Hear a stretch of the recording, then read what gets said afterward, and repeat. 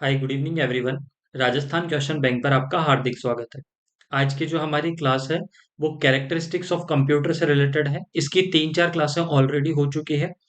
आज की जो हमारी क्लास है ये लास्ट क्लास है। इसके बाद में नेक्स्ट टॉपिक हम स्टार्ट कर देंगे। अगर आपको इस क्लास की जो पीडीएफ चाहिए, कैरेक्टरिस्टिक्स ऑफ कंप्यूटर जितने भी प्रीवियस ईयर क्वेश्चंस हैं, अगर इनकी आपको पीडीएफ चाहिए तो आप टेलीग्राम चैनल हमारा ज्वाइन कर सकते हैं। और उसका नाम है आपका राजस्थान क्वेश्चन बैंक के नाम से, जिसका मैं आपको लिंक डिस्क्रिप्शन के अंदर दे दिया जाएगा। देखिएगा, पहला क्या है आपका कि LUMI कंप्यूटर एक उदाहरण है। ये किसका उदाहरण है? देखो, ये इसको इस तरीके से, ये है लूमी। क्या है? लूमी। और इसी को हिंदी में लिख दिया है इन्होंने LUMI। तो ये किसका उदाहरण है?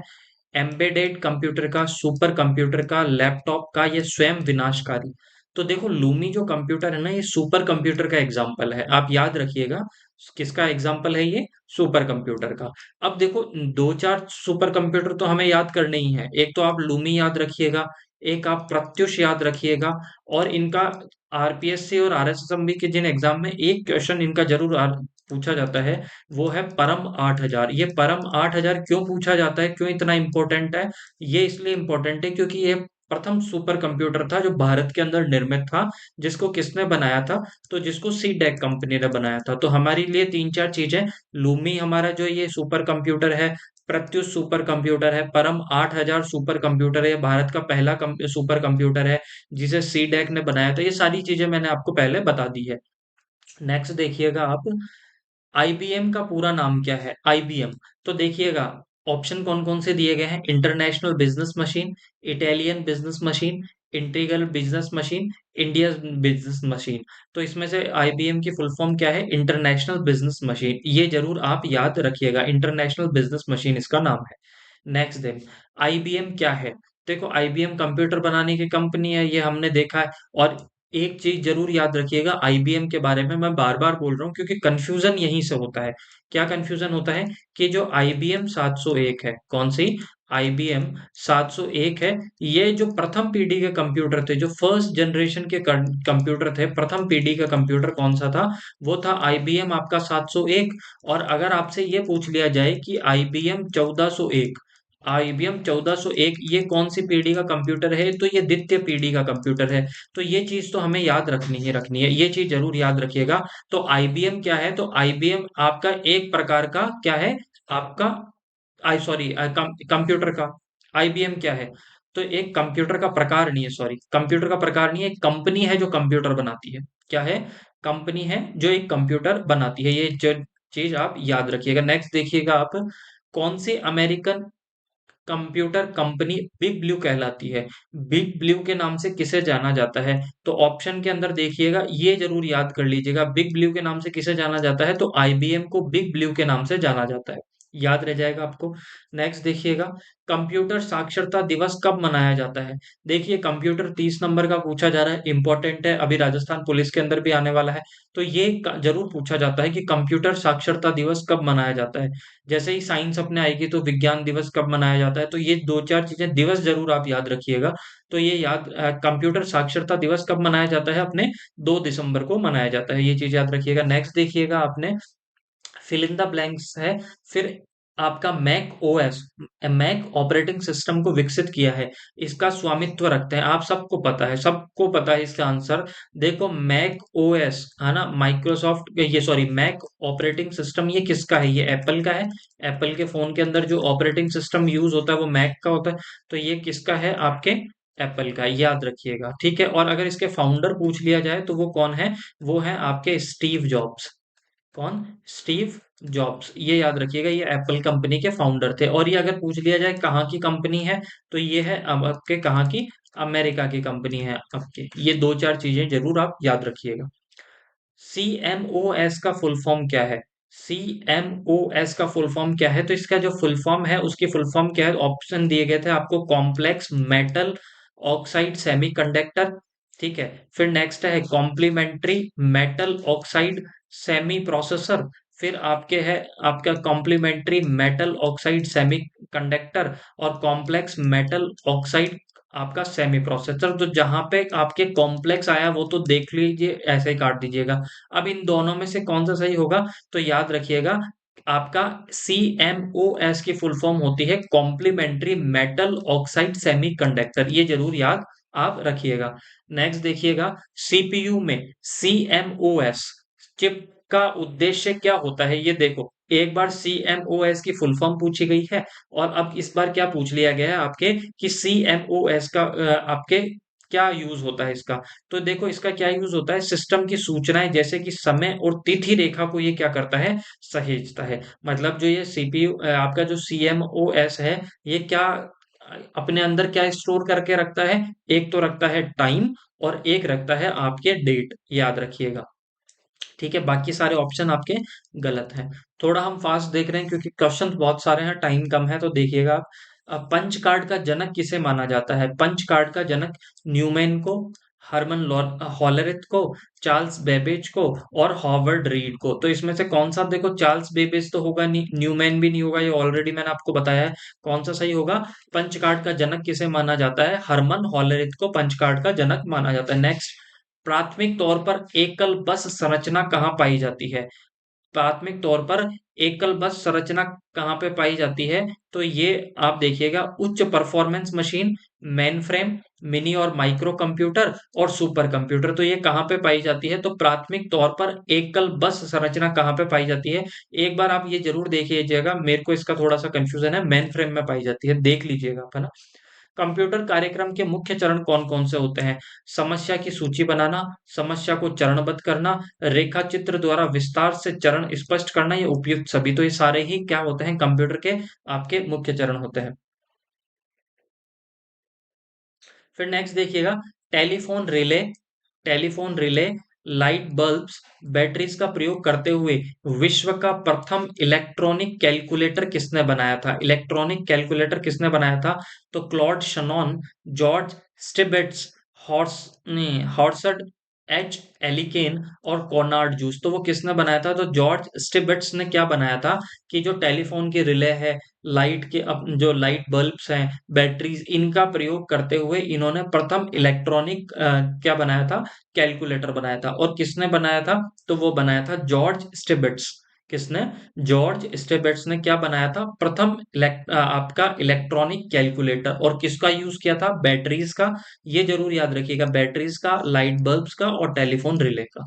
नेक्स्ट देखिएगा आप, स्क्रीन का रेजोल्यूशन के द्वारा निर्दिष्ट किया जाता है। देखो मैं आपको एक चीज बताता हूँ, जैसे आप ये अभी स्क्रीन देख रहे हो, ठीक है, लैपटॉप की इनकी स्क्रीन देख रहे हो, तो आप देख रहे होगे कि स्क्रीन आपको कई बार हम जो फोन लेके आते हैं, ठीक है, वो फोन के ऊपर नहीं लिखा हुआ था कि इसकी पिक्सल क्वालिटी ये है ये है। तो वो पिक्सल क्वालिटी किसके लिए होती है, जितनी पिक्सल क्वालिटी अच्छी होती है उतना ही आपको स्क्रीन अच्छी दिखाई देती है, चाहे वो टीवी की हो, चाहे फोन की हो, चाहे किसी की भी हो। तो ये सब कुछ डिपेंड करता है पिक्सल पे। तो ठीक है, तो स्क्रीन का रेजोल्यूशन के द्वारा निर्दिष्ट किया जाता है, वो किसके द्वारा किया जाता है, पिक्सल के द्वारा। ठीक है, ये चीज याद रह जाएगा। नेक्स्ट देखिएगा आप, 16:9 के चित्र अभिमुखता अनुपात पिक्चर ये एस्पेक्ट रेशियो के साथ में के साथ प्रदर्शन विभेदन डिस्प्ले रेजोल्यूशन 1080 का अर्थ है। देखो ये क्वेश्चन थोड़ा सा कंफ्यूज करने वाला है। क्वेश्चन क्या है कि मानो कि स्क्रीन है, ये कोई चित्र है, ये कोई टीवी मान लीजिए कि जिसका रेशो कितना है, उसका 16:9 के अंदर वो स्क्रीन है, ठीक है, और उसकी पिक्सल क्वालिटी कितनी है, 1080 उसकी पिक्सल क्वालिटी है, ठीक है। उसको किस, उसका मतलब क्या होता है, उसने पूछा, तो उसका मतलब होता है 1920 गुणा 1080 पिक्सल। ये संख्या जरूर आप याद कर लीजिएगा, ठीक है। और वैसे भी अगर याद नहीं रहे तो आप देखिएगा, जैसे फोन अभी आप वीडियो देखोगे, तो ये वीडियो आपके आता है ना क्वालिटी पे जाके कि ये 144 की क्वालिटी का है, या 240 का है, 360 का है, तो लास्ट 1080 होता है। तो 1080 को अगर पिक्सल के अंदर डिवाइड करेंगे तो 1920 इंटू 1080 होगा। आई होप ये चीज आपको समझ में आई होगी। नेक्स्ट देखिएगा आप, वैक्यूम ट्यूब का आविष्कार कब किया गया था, तो कब किया गया था, तो वो किया गया था 1904 में किया गया था, परंतु इसके पास में जो एक जो सन है वो कौन सा आ रहा है, 1906 आ रहा है, 1904 के आसपास हुआ था, पर इसमें जो सबसे पास नजदीक 1906 आ रहा है, इसलिए 1906 हमने टिक कर दिया। नेक्स्ट देखिएगा, विश्व का प्रथम लैपटॉप कंप्यूटर कब और किसके द्वारा मार्केट में लाया गया था। तो अब मैं थोड़ा सा आपको फास्ट बताने की कोशिश कर रहा हूँ। देखो, ये एसएससी सीजीएल के अंदर 2014 के अंदर पूछा था और घुमा फिरा के हमारे राजस्थान पुलिस कांस्टेबल में पूछ लिया गया। ये क्वेश्चन 2021 के अंदर आपके वीडियो के अंदर पूछ लिया गया। तो क्वेश्चन घुमा फिरा के वही पूछे जा रहे हैं। तो देखिएगा ये किसके द्वारा, तो विश्व का प्रथम जो लैपटॉप कंप्यूटर कब और किसके द्वारा मार्केट में प्रस्तुत किया गया था, तो वो किया गया था आपके किसके द्वारा, इप्सॉन के द्वारा किया गया था। कब? 1981 के अंदर। ये चीज याद रह जाएगी। निम्नलिखित में से कौन सा पोर्टेबल उपकरण नहीं है? अब आप एक बात बताइए, पोर्टेबल उपकरण नहीं है, कौन सा नहीं है? तो आपसे पूछा गया थंब ड्राइव, लैपटॉप, आईपॉड। अब आप कहोगे कि आईपॉड क्या होता है? कानों में म्यूजिक सुनने के लिए होता है। देखो, वो जो देखने वाला होता है वो आईपैड होता है, और ये आईपॉड है। तो ये तो आप क्या कर सकते हो, ले जा सकते हो। पोर्टेबल का मतलब है जिसे आप अपने साथ में एक जगह से दूसरे जगह आसानी से ले जा सकें। लैपटॉप ले जा सकते हो। डेस्कटॉप कंप्यूटर कौन सा होता है? डेस्कटॉप जो वो नहीं होता कि जिसके अंदर अपने जो ये आपने देखा होगा, टीवी अलग से लगी, मतलब वो लगी हुई रहती है, ये है ना। मॉनिटर आपके अलग से होगा, सीपीयू आपके अलग से होगा, कीबोर्ड वगैरह ये अलग से होंगे। तो वो डेस्कटॉप कंप्यूटर, जो जिसको डेस्क पे रखा जाता है बेसिकली। निम्नलिखित में से कौन से कंप्यूटर आसानी से ले जाए जा सकते हैं? कौन से कंप्यूटर को ले जा सकते हो? अब देखो, मिनी को लेकर जाओगे नहीं, पर्सनल कंप्यूटर नहीं, सुपर कंप्यूटर नहीं, तो लैपटॉप ही होगा आंसर। नेक्स्ट देखिएगा, पॉम टॉप कंप्यूटर क्या होता है? देखो, पाम का यहाँ पे आज के बाद नहीं भूलोगे आप। पाम का मतलब क्या होता है? पाम का मतलब होता है हथेली। पाम का मतलब क्या होता है? हथेली। पाम का मतलब होता है हथेली। और हथेली के टॉप पर अगर कोई कंप्यूटर चला सको को क्या कहा जाता है? तो उसे क्या कहा जाएगा? Personal computer? नहीं। फिर उसे क्या कहा जाएगा? Notebook computer? नहीं। Tablet PC? नहीं। Pocket computer. भाई एक बात बताओ, आपके हथेली पर रख के अगर आप किसी चीज को चला रहे हो तो जेब में रख के ले जाओगे? ठीक है, तो उसे पॉकेट कंप्यूटर कहा जाता है। नेक्स्ट देखिएगा आप, जो ये पीसी वर्ड है, पीसी का मतलब क्या होता है? आप कहते हो ना कि मेरे पास में पीसी है, पीसी पे काम कर रहा हूँ, मतलब पर्सनल कंप्यूटर। इजी है। नेक्स्ट देखिएगा, वायु यातायात और राष्ट्रीय सुरक्षा के रडार को नियंत्रित करने के लिए कौन से प्रकार के कंप्यूटर का उपयोग किया जाता है?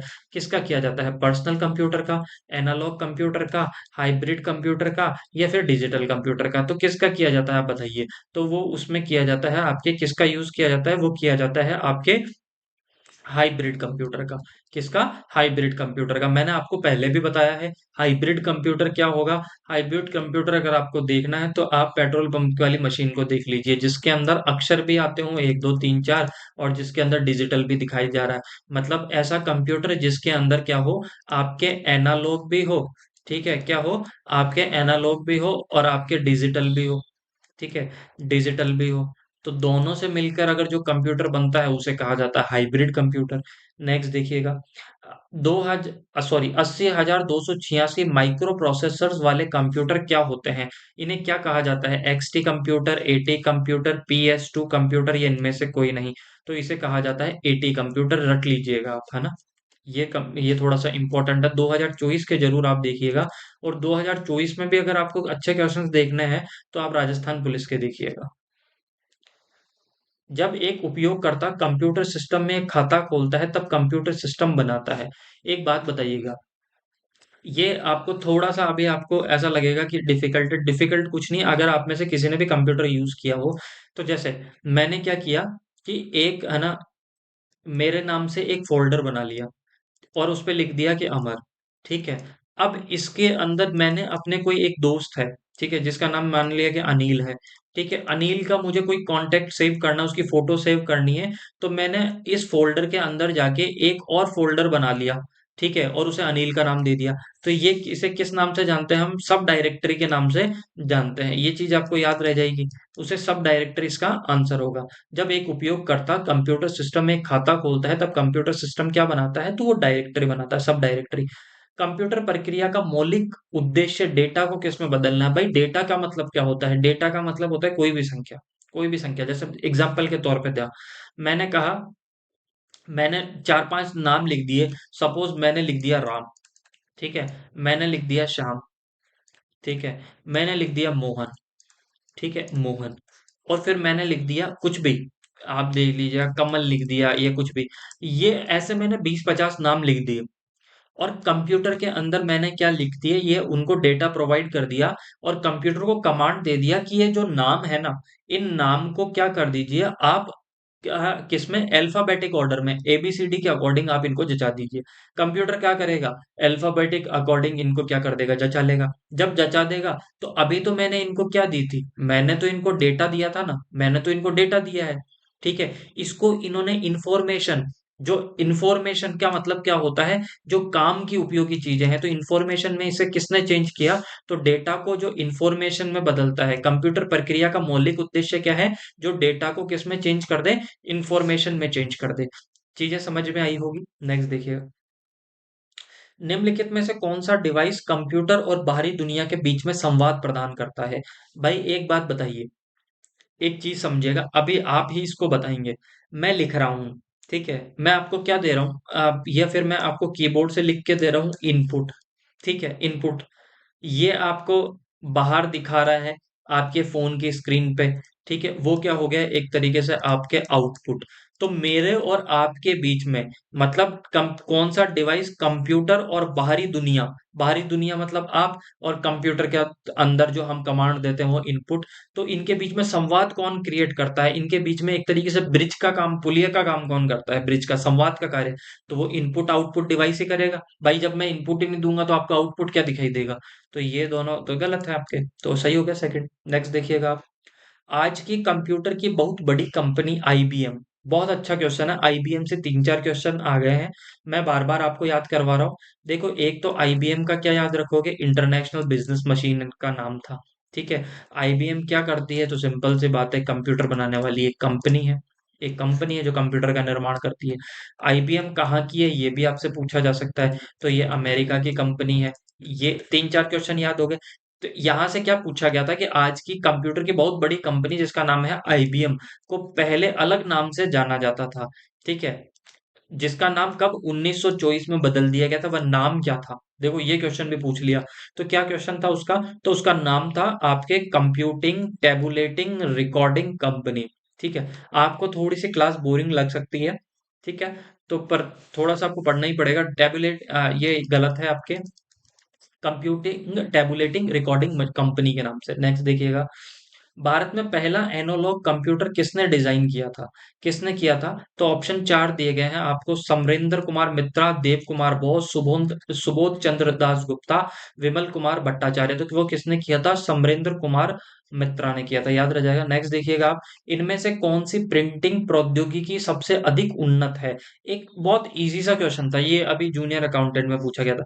एक बात बताओ, अभी आपसे मैं कहूँ कि यार है ना, जो अपन को ड्रेस प्रिंट करवानी है, सबसे बढ़िया आजकल कौन सी चल रही है, तो आप कहोगे सोचने की जरूरत नहीं है, 3D प्रिंटिंग सबसे अच्छी चल रही है, 3D को सबसे ज्यादा चल रही है, लेटेस्ट है। तो ये सारी आपकी गलत हो जाएगी, कौन सी चल रही है, 3D प्रिंटिंग, याद रह जाएगा आपको। नेक्स्ट देखिएगा, जब एक उपयोगकर्ता कंप्यूटर में बहु प्रक्रियाएं आरंभ करता है, क्या करता है, बहुत सारी प्रक्रियाएं आरंभ करता है, तो कंप्यूटर फीफो का अनुपालन करता है।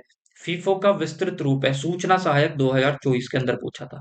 अब देखो, फीफो का मीनिंग समझ लो, अभी मैं आपको अच्छे से दिमाग में आपके बिठा दूंगा। देखो क्या दिया है, फॉर्मूला इन फॉर्मूला आउट गलत है, फर्स्ट इन फर्स्ट आउट सही है, फिगर इन फिगर आउट ये भी गलत है, फ्लैश इन फ्लैश आउट गलत है। एक बात बताओ, मैंने कंप्यूटर पे, देखो इसका मतलब क्या होता है, इसका मतलब होता है आपके क्या, first in first in first out, first in first out किसका मीनिंग होता है, फीफो का। अब देखो, कंप्यूटर पे मैं तीन चार काम कर रहा हूँ, आप तीन चार लोग मेरे पास आए, सबसे पहले मुझे किसी व्यक्ति ने कहा, राम ने कहा कि ये मेरा आधार कार्ड मैंने आपको व्हाट्सअप कर दिया है, इसका प्रिंट आउट निकाल दीजिए। ठीक है, मैंने कहा डन। फिर उसके बाद में कोई आया, श्याम नाम का लड़का, क्या, श्याम नाम का लड़का आया, और उसने कहा कि आप मेरा आधार कार्ड की फोटोकॉपी निकाल दीजिए, मैंने कहा डन। ठीक है, फिर उसके बाद में आया मोहन, मोहन थोड़ी देर शाम से बातें करने लग गया, और उसके बाद में जो आया हुआ है कोई भी लड़का है जिसका नाम, एग्जाम्पल के तौर पे कोई एक्स नाम का लड़का है, और उसने कहा मेरा आधार कार्ड निकाल दीजिए। फिर मोहन ने कहा कि मेरा आधार कार्ड निकाल दीजिए। अब एक बात बताओ, मैंने पहले कमांड किसकी दी थी, राम के आधार कार्ड निकालने के लिए कंप्यूटर को कमांड दी थी, तो ये किसका काम पहले करेगा, राम का काम पहले करेगा। फिर मैंने कमांड दी थी श्याम के काम की, फिर मैंने दे दी थी किसके काम की, एक्स के काम की, जबकि आया मोहन था, बाद में कमांड दी मोहन की। तो इसका मतलब है कंप्यूटर कैसे कार्य करता है, बहु प्रक्रियाएं कैसे काम करता है, जो पहले इसको काम बताया ना कंप्यूटर को, वो काम पहले करेगा, बाद में बताया हुआ बाद में करेगा। तो फर्स्ट इन फर्स्ट आउट, पहले पाओ पहले नहीं, पहले आओ पहले पाओ के सिद्धांत पे कंप्यूटर क्या करता है, कार्य करता है। चीजें मेरे हिसाब से समझ में आई होगी फीफो का। अब नेक्स्ट देखिएगा, सूक्ष्म संधारित्र एक महत्वपूर्ण यूनिट है। ये किसके यूनिट है? सूक्ष्म संधारित्र का महत्वपूर्ण यूनिट है एएलयू, रजिस्टरों का व्यू, नियंत्रण यूनिट या उपयुक्त सभी। तो सूक्ष्म संधारित्र ये सबका ही है। ठीक है। फिर वाणिज्यिक प्रयोग के लिए उपलब्ध कराया गया पहला कंप्यूटर था, वो कौन सा था? तो वाणिज्यिक प्रयोग के लिए करवाया गया पहला जो कंप्यूटर था वो कौन सा था? वो था आपके एनिएक। ठीक है, कौन सा था? एनिएक। यूनिवेक का फुल फॉर्म क्या है? तो यूनिवेक का फुल फॉर्म है यूनिवर्सल ऑटोमेटिक कंप्यूटर, यूनिवर्सल अरे कंप्यूटर, यूनिक ऑटोमेटिक कंप्यूटर और अनवैल्यूड ऑटोमेटिक कंप्यूटर। तो इसका पहला क्या है? तो यह है आपका यूनिवर्सल ऑटोमेटिक कंप्यूटर, याद रह जाएगा आपको। पांचवी पीढ़ी के कंप्यूटरों में क्या उपलब्ध नहीं है? बोली की पहचान, कृत्रिम बुद्धिमत्ता, अत्यधिकरण, एकीकरण या निर्वात ट्यूब। तो निर्वात ट्यूब नहीं है, क्योंकि निर्वात ट्यूब तो आपके जो यूज किया गया था वो कौन से में किया गया था? फर्स्ट जनरेशन के कंप्यूटर में किया गया था। नेक्स्ट देखिएगा, पांचवी पीढ़ी के कंप्यूटर उपयोग करते हैं, क्या उपयोग करते हैं? ट्रांजिस्टर का। गलत, क्यों? क्योंकि ये इसका यूज तो आपके सेकंड जनरेशन में किया गया था। निर्वात ट्यूब ये फर्स्ट जनरेशन में किया गया था। समाकलित सर्किटों का, यह कृत्रिम बुद्धिक तकनीक का। तो ये आजकल जो अभी आप जो देख रहे होंगे आपने, पांचवी पीढ़ी के कंप्यूटर के अपने फोन के अंदर भी आप व्हाट्सएप यूज करते हो तो एक गोल सा निशान बना हुआ आता है, वो क्या है? आर्टिफिशियल इंटेलिजेंस का ही तो है। तो पांचवी पीढ़ी का कंप्यूटर किसका यूज करते हैं? आपके आर्टिफिशियल इंटेलिजेंस का। निम्न में से निम्न में से क्या कृत्रिम बुद्धि एआई व्यक्तिगत डिजिटल असिस्टेंट नहीं है? सीरी है, गूगल क्रोम, कोर्टोना, एलेक्सा। तो कौन सा नहीं है? गूगल क्रोम नहीं है। गूगल क्रोम एक सर्च इंजन है। क्या है? सर्च इंजन है गूगल क्रोम। कोर्टोना, आजकल ये कोर्टोना जो आप देखते हो सकता है मैं गलत हूं तो आप चेक कर लीजिएगा, व्हाट्सएप पर कोर्टोना आता ही है आपके। ठीक है। एलेक्सा ये एप्पल के फोन में आने लग गया था, एलेक्सा गाना चला, वो सुना होगा ना आपने। सीरी, ये सीरी शायद गूगल का है। सीरी गूगल का एआई सर्च। तो गूगल क्रोम तो खुद क्या है? एक सर्च इंजन है, बाकी आप क्या है? Artificial intelligence. नेक्स्ट देखिएगा, स्टोर्ड प्रोग्राम की अवधारणा किसने शुरू की थी? किसने करी थी? जॉन वॉन न्यूमैन ने, चार्ल्स बेबेज ने, ब्लेज पास्कल ने या जॉन मैचली? तो जॉन मैचली ने की थी, याद रह जाएगा। तो आज की क्लास हम यहीं पे समाप्त करते हैं। देखिएगा कई बार क्या होता है कि पढ़ाते पढ़ाते हमसे भी क्वेश्चन में गलती हो जाती है, तो अगर कोई क्वेश्चन में गलती है तो आप कमेंट करके बता सकते हैं। उसका आंसर मैं आपको देख के जैसे ही आपका कमेंट आएगा तो मैं आपको या तो कर दूंगा, या फिर जैसे ही टाइम मिलेगा तो मैं उसका जरूर रिप्लाई करूंगा। तो कहीं पे भी अगर आपको डाउट हो तो कमेंट करके आप पूछ सकते हैं। ठीक है। और पीडीएफ के लिए आपको सबको बताया गया है कि आप राजस्थान क्वेश्चन बैंक जो टेलीग्राम चैनल ज्वाइन कर लीजिए। उस पर डेली के 20-30 क्वेश्चंस अपलोड किए जाते हैं, जो प्रीवियस ईयर क्वेश्चंस के हैं, इंपॉर्टेंट है, जो मुझे लगते हैं या जो अपलोड करता है उन्हें लगते हैं ये इंपॉर्टेंट है। तो टेलीग्राम चैनल आप ज्वाइन कीजिए। क्लास आपको अगर अच्छी लग रही है तो ज्यादा से ज्यादा शेयर कीजिए, सब्सक्राइब कीजिए। Thank you so much, bye bye and take care.